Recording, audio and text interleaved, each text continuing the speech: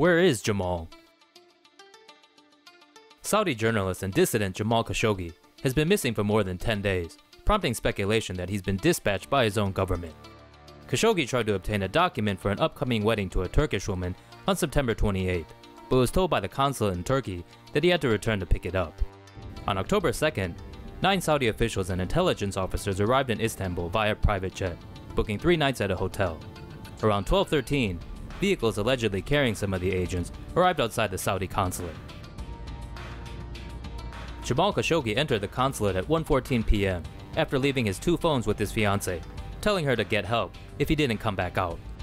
A Turkish source told the Middle East Eye that shortly after Khashoggi was led into the consul general's room, 2 Saudi agents entered and dragged him out. The 59-year-old was taken into another room and later killed. His body was then dismembered with a bone saw in a 3rd room. 6 vehicles carrying the Saudi officials reportedly left the consulate around 4 p.m., while 2 others drove to the consul's residency nearby, one of them believed to be carrying Khashoggi. A second jet carrying 6 more officials arrived past 5, though it departed an hour later for Cairo, then Riyadh. The first jet left later that night, stopping at Dubai before returning to the kingdom the next day.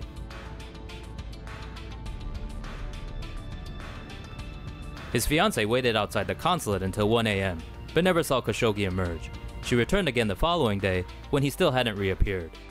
Turkey has been quick to point the finger at the Saudis, telling the US that they have audio and video recordings proving Khashoggi was killed. Turkish newspaper Sabah claims Khashoggi's Apple Watch recorded his ordeal inside the consulate and sent it to his phone and iCloud, though many have questioned whether this is technically feasible.